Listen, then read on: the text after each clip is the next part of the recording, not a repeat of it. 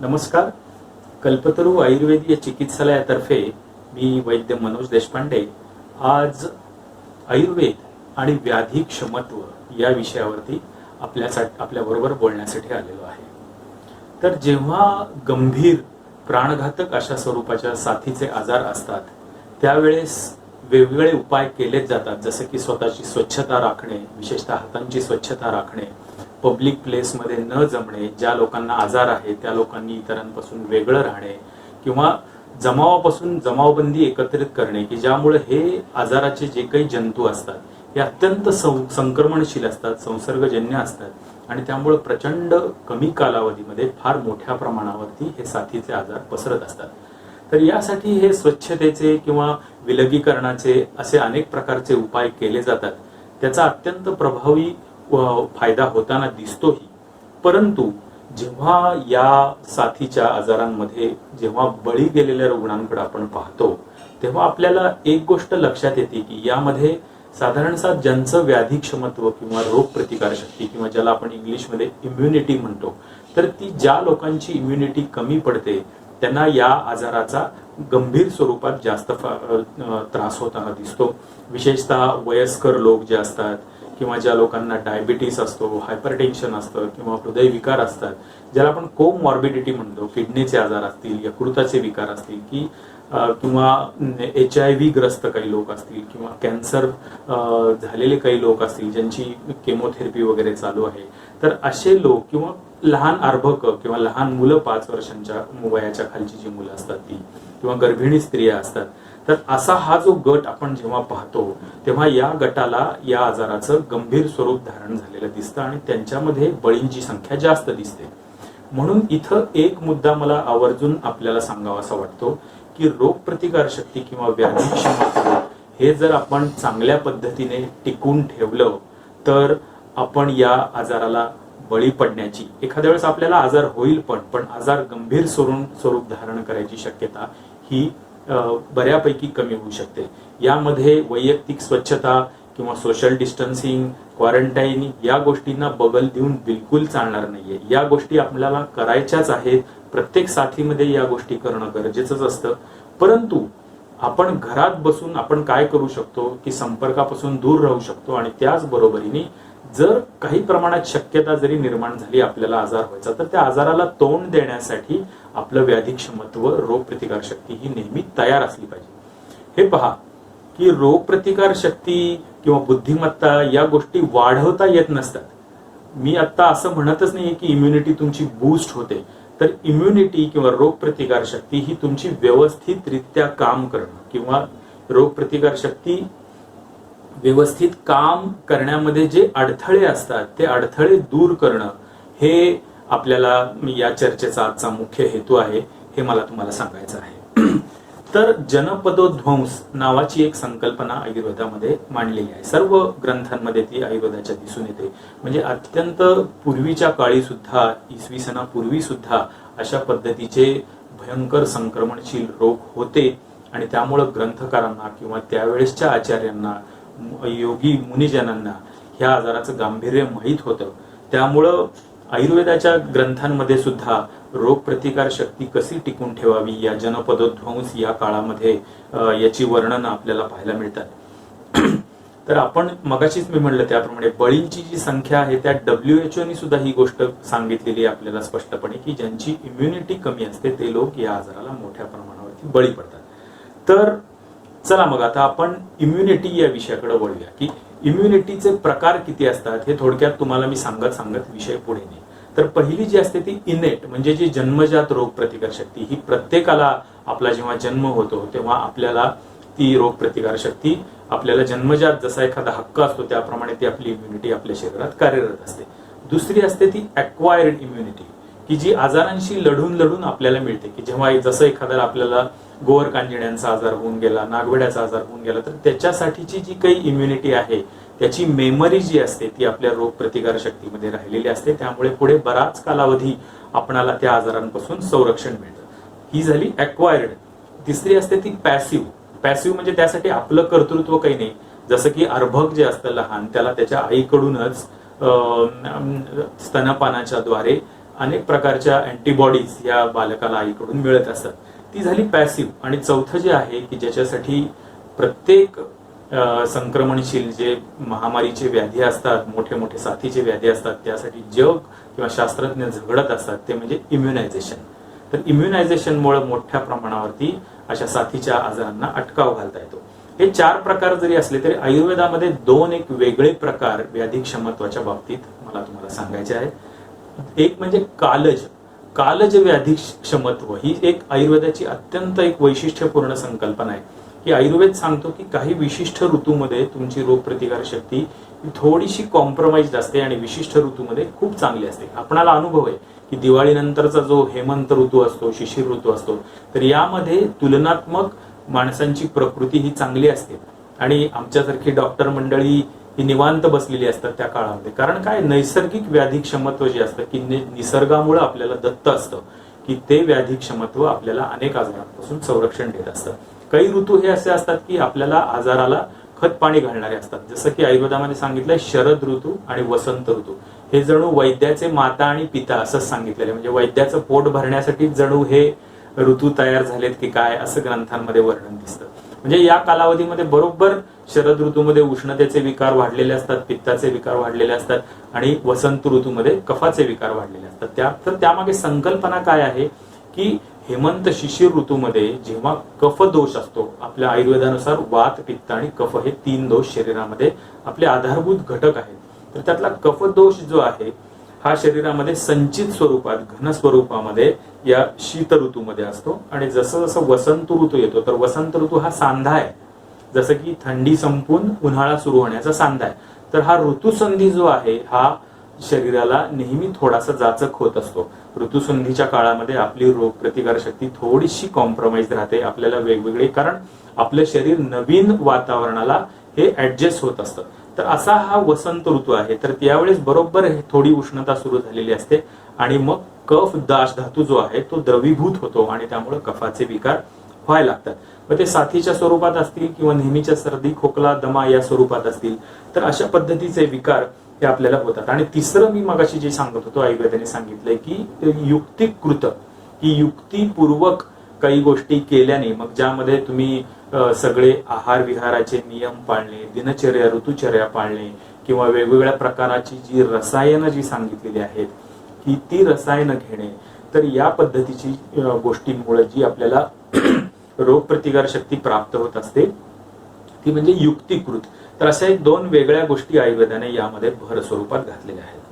तर आता मगाशी मी सांगितलं की वात, पित्त आणि कफ, तर श्वसनासंदर्भातले जे जे विकार असतात, तर श्वसनाचा विकार सुरू होतो कुठून, नासा प्रदेश, म्हणजे फ्रॉम नोज टू लंग्स, म्हणजे आपल्या नासा प्रदेशापासून फुफ्फुसापर्यंत. मग त्यामध्ये ओरोफॅरिंग्स येतं, नेझल एरिया येतो किंवा आपले ब्रॉन्कस येतात, तिथून पुढे ब्रॉन्क्युल्स येतात, तिथून पुढे छोटे छोटे जे वायुकोश असतात, अल्वेओलाई म्हणतात, असंख्य संख्येने तिथे असतात. तर या सगळ्या गोष्टी या श्वसन संस्थेमध्ये येत असतात. तर हा पूर्ण जो भाग आहे, हा उरस्थानाचा जो भाग आहे, हा सगळा कफदोषाशी निगडीत आहे. त्यामुळे मला तुम्हाला एक गोष्ट अत्यंत ठासून सांगायची आहे की मी व्याधी क्षमत्व तुम्हाला आता सांगणार आहे हे फक्त श्वसनासंदर्भातले विकार, आणि श्वसनासंदर्भातले विकार म्हणजे कफ प्रकोपामुळे होणारे विकार, या अनुषंगानेच तुम्हाला विषय सांगणार आहे. त्यामुळे श्वसनासंदर्भातल्या विकारांच्या संदर्भातच हे व्याधी क्षमत्व लागू पडेल.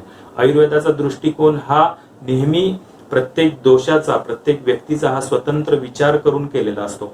त्यामुळं आता आपण त्या पद्धतीने पुढे जाऊया.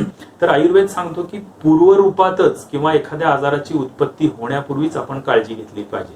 तर जसं की आयुर्वेदातही सांगितले की 2 पद्धतीने आजार होतात. एक निज दोष बिघडल्यामुळे, म्हणजे आपल्या शरीरातल्या वातपित्त दोष, कफदोषांचं संतुलन जे आहे ते बिघडल्यामुळे, आणि दुसरं अगंतू म्हणजे बाहेरून आलेली जी काही सूक्ष्म जीवजंतू असतात त्यांच्यामुळे होणारे विकार, त्याला अगंतू असं म्हणतात.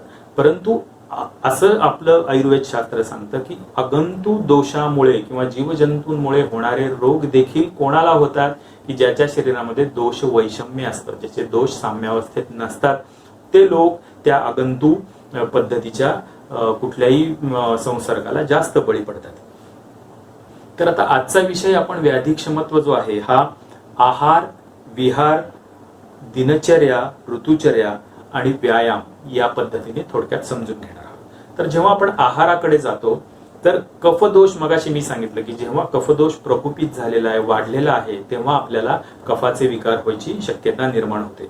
तर कफ या दोषाची व्युत्पत्ती जेव्हा आपण पाहतो तेव्हा केन फलती इति कफः.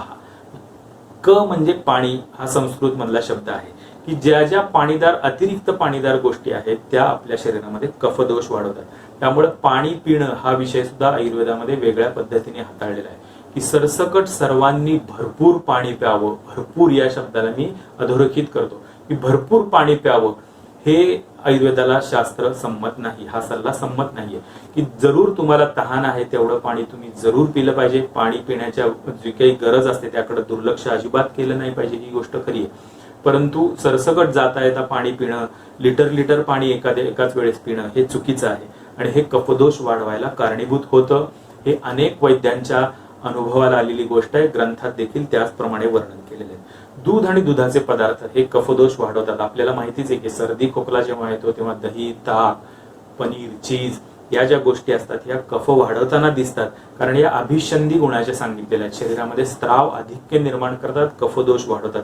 त्यामुळं आपल्याला कफदोषापासून जर सांभाळायचं असेल, संक्रमणशील अवस्था जेव्हा असते, व्याधीची किंवा साथीचे रोग असतात त्या काळामध्ये, विशेषतः श्वसनाच्या संदर्भातल्या साथीचे रोग असतात, तेव्हा आपल्याला ह्या दुधाच्या पदार्थांपासून थोडं दूर राहिलं पाहिजे.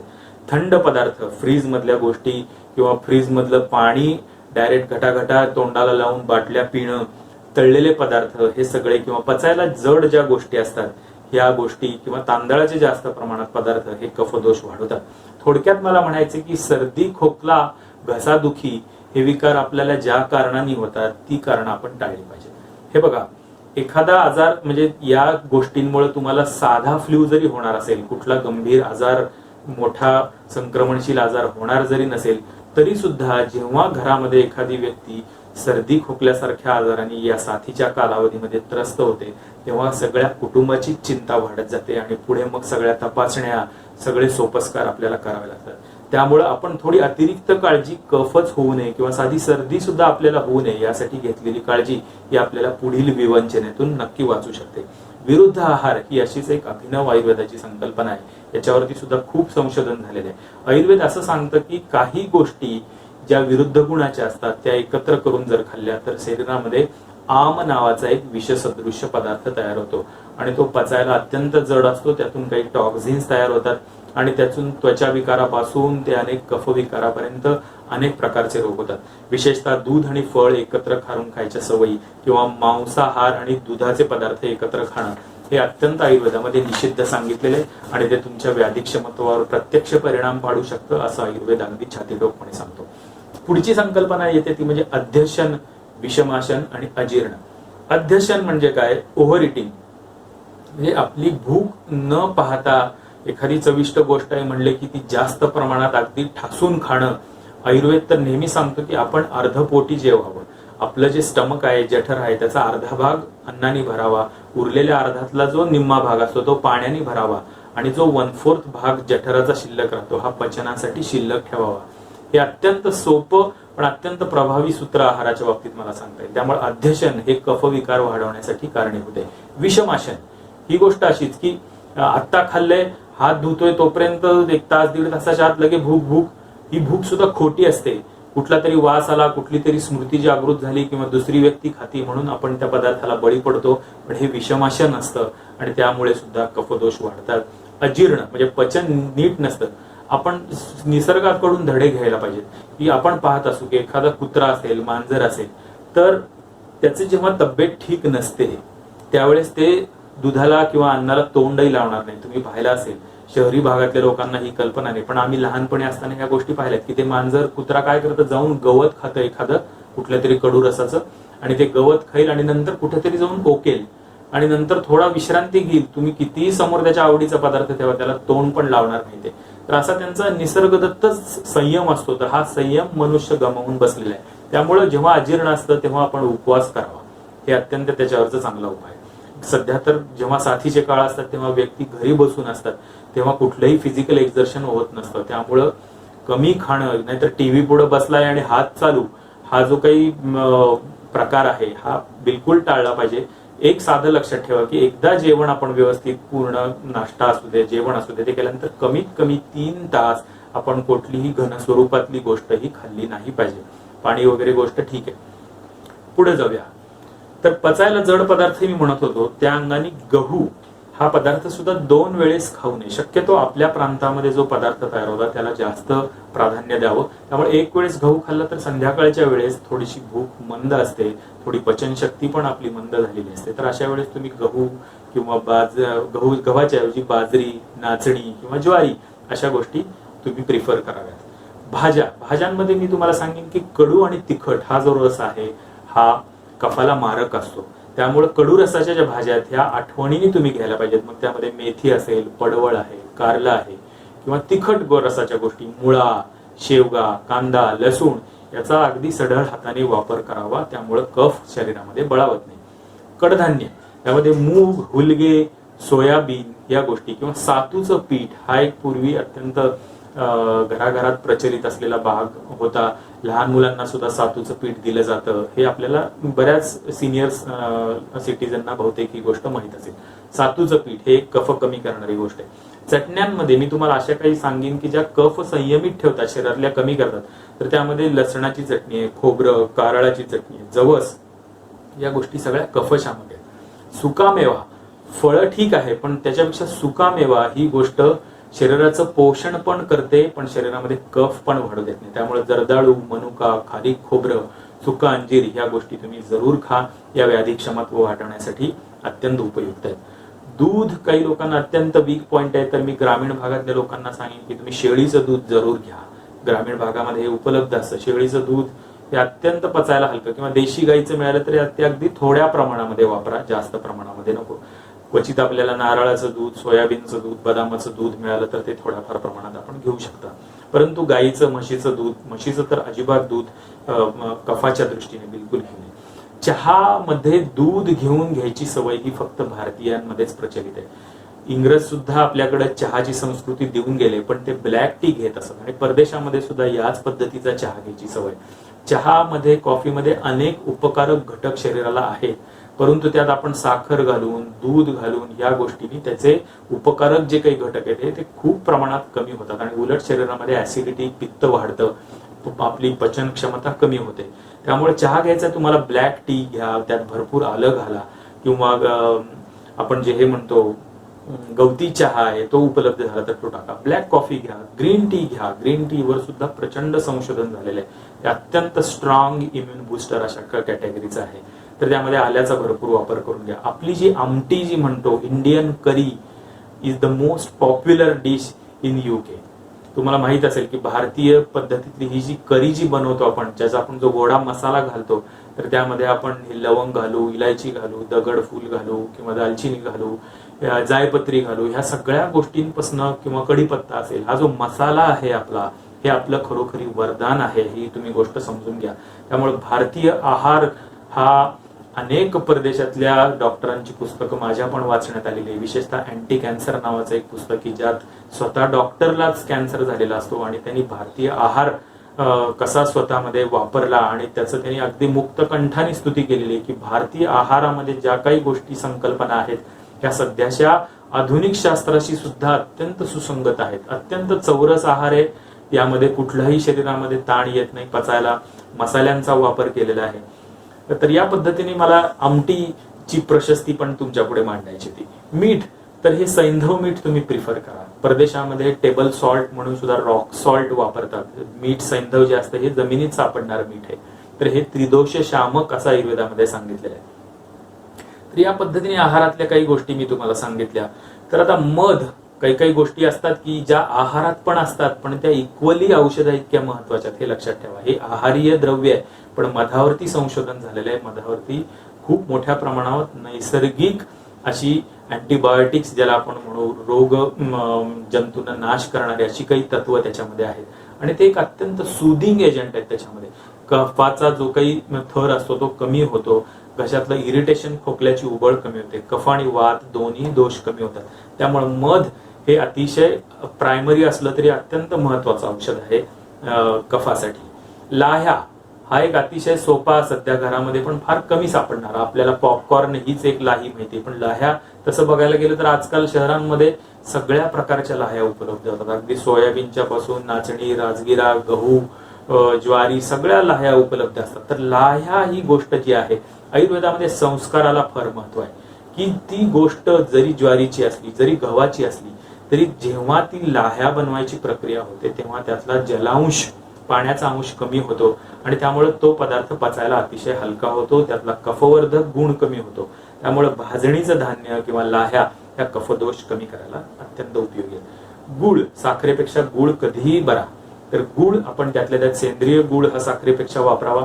जलप्राशन या गोष्टीविषयी मगाशीच मी सांगितलं, पण तुम्हाला सिद्ध जल ही गोष्ट मला सांगायची, की आपल्या शरीरामध्ये आपण म्हणतो की 72% पाणी आहे जवळपास. तर हे पाणी शरीरामधलं जे आहे, तर त्याच्यापर्यंत पोहोचण्यासाठी आपल्या शरीरामध्ये किंवा पेशींमध्ये, पेशींच्या भोवती पाणी भरपूर स्वरूपात आहे. तर तिथपर्यंत पोहोचायचं असेल तर आपल्याला सिद्ध जल, व त्यात सुवर्ण सिद्ध जल आहे, सुंठी सिद्ध जल. प्रत्येक घरामध्ये सुंठ असते. थोडंसं तुम्ही घरातले किती लोक आहेत बघा, प्रत्येकाचं 1.5-2 लिटर या हिशोबाने पाणी घ्या. त्या प्रत्येक माणसाला साधारण पाव चमचा या हिशोबाने जरी सुंठ टाकली आणि चांगलं खळखळ उकळून घ्या, थोडंसं आटलं की ते पाणी रात्रभर थंड होऊ द्या, दुसऱ्या दिवशी वापरायला सुरुवात करा. तर हे सुंठी सिद्ध, सुंठ ही अत्यंत दीपन पाचन, म्हणजे भूक वाढवणारी आणि पचवणारी, पचन सुधारणारी, कफाला विरोध करणारी असं एक द्रव्य आहे.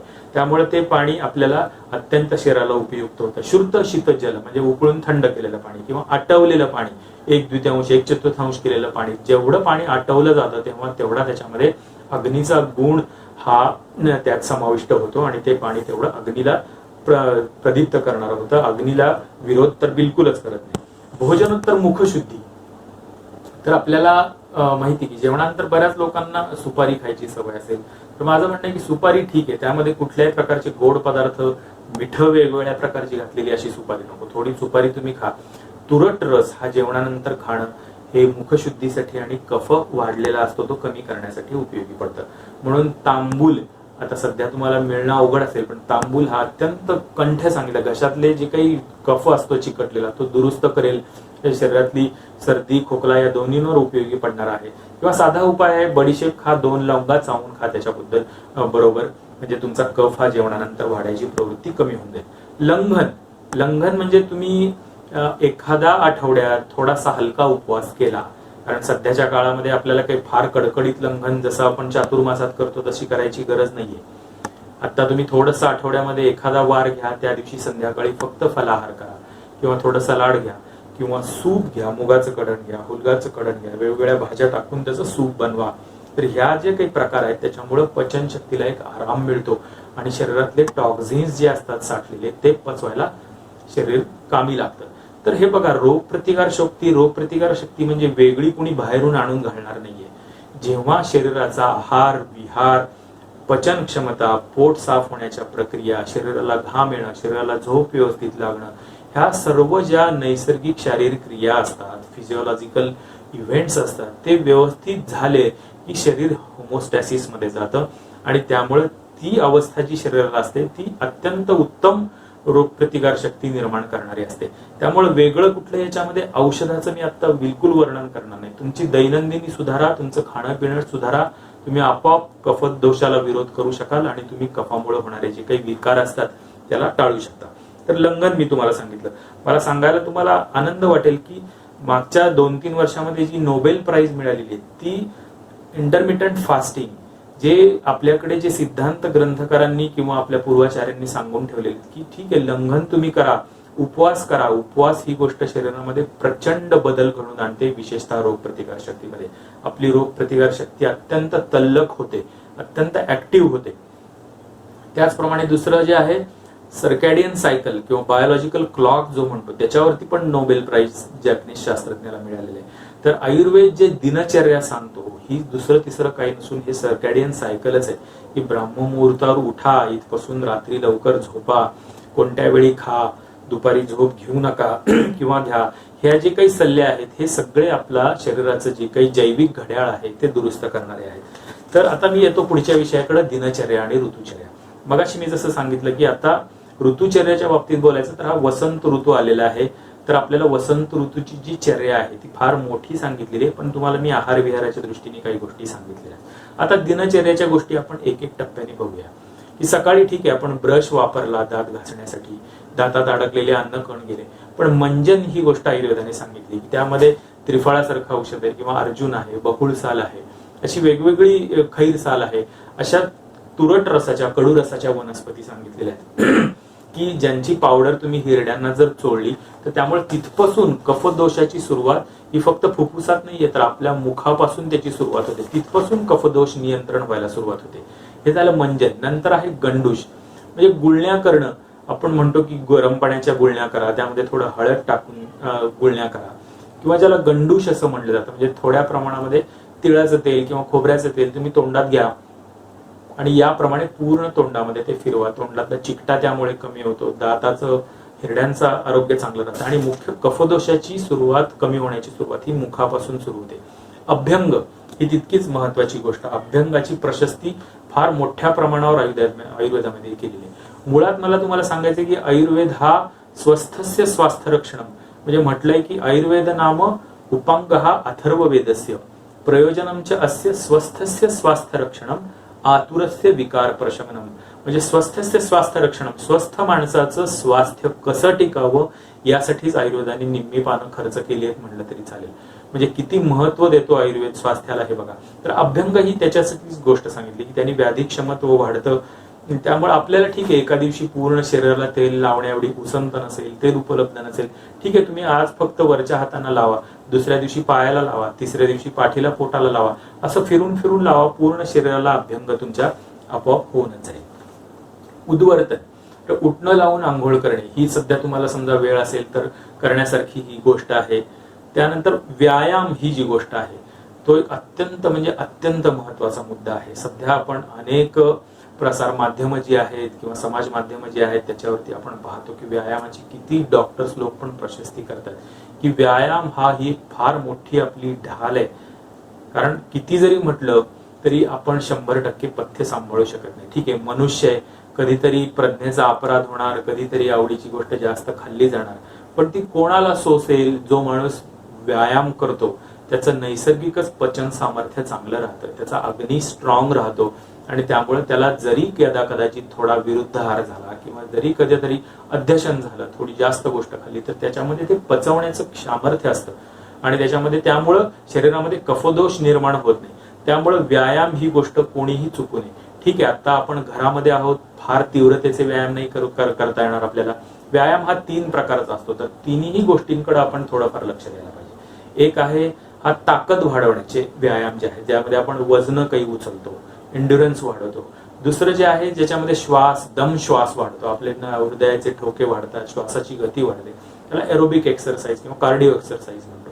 आणि तिसरे जे असतात ती आपली लवचिकता, फ्लेक्झिबिलिटी सुधारणारे व्यायाम, योगा किंवा योगासनं या गोष्टी त्याच्यामध्ये येतात. आणि त्यामुळं व्यायाम करणं हे फार महत्वाचं आहे. घरी राहून तुम्ही फार व्हिगरस व्यायाम करावेत असं माझं म्हणणं नाही. तुम्ही जागच्या जागी जॉगिंग करा, स्किपिंग जमलं तर करा, किंवा ज्याच्या घरी स्टेशनरी सायकल असेल त्यांनी करा, किंवा ज्याने एखादा असं फुटभर पायरीसारखं असेल तर तिथं अपडाऊन स्टेपिंग करा. तर एवढ्याने सुद्धा तुम्हाला एक 10-15 मिनिट केलं तर हृदयाचे ठोके वाढतात, हृदयाला त्याचा फायदा होतो. कारण जेव्हा श्वसनाचे आजार ही गंभीर अवस्थेत जातात तेव्हा हृदय असेल, फुफ्फुस असेल, ह्या सगळ्या अवयवांना प्रचंड मोठ्या इमर्जन्सीला सामोरं जावं लागतं. त्यामुळं कोण त्यातून तारून जाईल हे बघा. व्यायाम करणाऱ्या माणसाला कुठले आजार होणार नाहीत असं नव्हे, त्यालाही आजार होतील, परंतु गंभीर आजारातून बाहेर कोण येईल की ज्याचं हृदय, ज्याचं फुफ्फुस हे ताकदवान आहे. म्हणून आपल्याला व्यायाम करायचा ही गोष्ट लक्षात घ्या. पुढचा प्राणायाम गोष्टीसाठी मी पुढे एक स्वतंत्र क्लिपच बनवणार आहे. इतका तो विस्तृत भाग आहे. प्राणायामावरती जगभरात प्रचंड रिसर्च झालेला आहे. प्राणायाम ही गोष्ट केवळ शरीरावर नाही तर आपला जो मन आहे, मेंदू आहे, याच्यावर प्रचंड पॉझिटिव्ह परिणाम करणारी गोष्ट आहे. कारण जेव्हा साथीचे आजार असतात तेव्हा माणसाला आजारापेक्षा जास्त भीतीने ग्रासलेलं असतं, चिंतेने ग्रासलेलं असतं, त्याला नैराश्य येतं, त्याचं मन कशात रमत नाही, कुठल्या गोष्टीत उत्साह वाटत नाही आणि या सगळ्या गोष्टींचा परिणाम त्याच्या इम्युनिटीवर होत असतो. त्यामुळे व्यायाम करणं, त्यातल्या त्यात प्राणायाम करणं हे अत्यंत मी स्ट्रॉंगली रिकमेंड करेन प्रत्येकाला की तुम्ही प्राणायाम करा. अगदी मी म्हणेन की ज्यांनी सुरुवातीला फार प्रशिक्षण घेतलेलं नाहीये त्यांनी साधा अनुलोम विलोम सारखा प्राणायाम आहे, मी पुढच्या क्लिपमध्ये आपणाला त्याचं प्रात्यक्षिक पण करून दाखवणार आहे. अतिशय सोपा, कुठलाही त्रास न देता आपल्याला शरीराला फायदा करणारा असा प्राणायामाचा प्रकार आहे. सध्या मेडिसिन मध्ये एक वेगळी शाखा विकसित होत आहे. त्या शाखेला त्याला असं म्हटलं जातं की सायको न्यूरो एंडोक्रायनो इम्युनॉलॉजिकल डिसीज. म्हणजे कनेक्शन बघा कुठून आहे की तुमचं मन बिघडलं की तुमचे न्यूरॉन्स म्हणजे मेंदू बिघडतो, मेंदू बिघडलं की तुमचे जे काही हॉर्मोन्स असतात ते बिघडतात, आणि हॉर्मोन्स बिघडली की तुमची इम्युनिटी बिघडते. म्हणजे तुमच्या मनावरती तुमची इम्युनिटी अवलंबून आहे, हे शास्त्राने आता सिद्ध झालेलं आहे. त्याचप्रमाणे प्राणायामामध्ये वेगवेगळे जे प्रकार आपण करतो की ॲब्डॉमिनल ब्रिदिंग होतं, त्यामुळं पोट आणि छातीच्या मध्ये जी डायफ्रॅम नावाची फार मोठी महाप्राचीरा पेशी असं आयुर्वेदामध्ये म्हणतात त्याला, तर ती जी काही मसल आहे त्या मसलची जी हालचाल होते त्यामुळे लिम्फॅटिक ड्रेनेज आपलं सुधारतं. अनेक पोटातले जे महत्वाचे यकृत क्रियेसारखे अवयव आहेत त्यांना एक प्रकारचं मृदू असं जसं काही मसाज झाल्यासारखा होतो, तर यामुळे त्या अवयवांची कार्यक्षमता सुधारते. त्याचप्रमाणे प्राणायामामुळे गॅसियस एक्सचेंज जे म्हणतो आपण फुफ्फुसामधलं, की ऑक्सिजन शरीरामध्ये जास्तीत जास्त प्रमाणात येणं आणि जास्तीत जास्त प्रमाणामध्ये कार्बन डायऑक्साईड आणि इतर टॉक्सिक पदार्थ शरीराच्या बाहेर फेकलं जाणं, ही जी प्रक्रिया आहे ही अत्यंत प्रभावीपणे केली जाते. पुढचा भाग आहे निद्रा. आयुर्वेदामध्ये जे 3 उपस्तंभ सांगितलेत, आहार, निद्रा आणि मैथुन, तर त्यातलं निद्रा हा अत्यंत महत्वाचा भाग आहे. तर दिवसाही झोप घेऊ नये आणि रात्रीही जागरण करू नये असं आयुर्वेद सांगतो. ठीक आहे, अगदी कडक जेव्हा ग्रीष्म ऋतू असतो, उन्हाळा असतो, मे महिना असेल, एप्रिलचा शेवटचा, तर त्यावेळेस तुम्ही थोडीशी दुपारची झोप घेऊ शकता, परंतु सरसकट दिवसा झोपणं हे चुकीचं आहे. रात्री जागरण करणं, या दोन्ही गोष्टींनी शरीरामधली इम्युनिटी किंवा व्याधी क्षमत्व जे असतं ते कमी होतं. भीती, चिंता, मुक्ती या तर गोष्टी मी तुम्हाला सांगितलेल्याच आहेत. त्यासाठी ध्यान आहे, वेळ असेल तर तुम्हाला नामस्मरण आहे, प्रेरणादायी वाचन आहे, श्रवण आहे, अशा अनेक गोष्टी आपण आपली मनस्थिती चांगल्या राहण्यासाठी करू शकता. आणि सगळ्यात शेवटचा मुद्दा, सद्वृत्त पालन. तुम्हाला वाटेल की ही कुठली अवैज्ञानिक गोष्ट हा आपल्याला आज सांगायला लागलेला आहे, पण मला एक सांगा की विज्ञान ही गोष्ट जर तत्वज्ञानाला जर सोडून राहिली तर कसं विज्ञान मानव जातीला विध्वंसक होऊ शकतं. याचं उदाहरण म्हणजे अनेक प्रकारच्या गंभीर साथी असतात. आपली सुख उपभोगता जी काही पराकोटीची आहे, अनेक प्रकारची स्वतःचं वर्चस्व जगावर साम्राज्य करण्याची जी काही चढाओढ लागलेली आहे, यातून अनेक प्रकारचे व्हायरस जन्म घेत असतात आणि अनेक गंभीर आजार निर्माण करत असतात. त्यामुळं पापाचरण कमी करणे, सद्वृत्त पालन करणे ही सुद्धा गोष्ट आयुर्वेदाने अत्यंत स्ट्रेस देऊन सांगितलेली आहे की जेव्हा ह्या सगळ्या लोकांच्या प्रार्थना होत असतात त्याचा सुद्धा परिणाम हा पॉझिटिव्हली इथं होत असतो. त्यामुळं हा सुद्धा उपाय आपण जरूर त्यामध्ये इंट्रोड्यूस करावा. सोबत पुन्हा एकदा मी सांगतो की साथीचे आजार असतात तेव्हा वारंवार हात धुणं, जनसंपर्क टाळणं ह्या गोष्टी आपण नियमित करायलाच पाहिजेत. आणि सगळ्याच या गोष्टी जमतील असं मला काही वाटत नाही. म्हणजे ठीक आहे, काही प्रत्येकाला काही प्रॅक्टिकल अडचणी असतात, परंतु तरी देखील यातलं जे काही उपाय तुम्हाला जास्तीत जास्त जमतील ते आपण फॉलो करावेत आणि आपल्याला जास्तीत जास्त फायदा होईल असं मला आपणाला अत्यंत आग्रहपूर्वक विनंती करावीशी वाटते. तुम्हाला जर ही क्लिप आवडली असेल तर जरूर ह्याला लाईक करा. आपल्या काही शंका असतील तरी कॉमेंट बॉक्समध्ये आपण जरूर विचारा.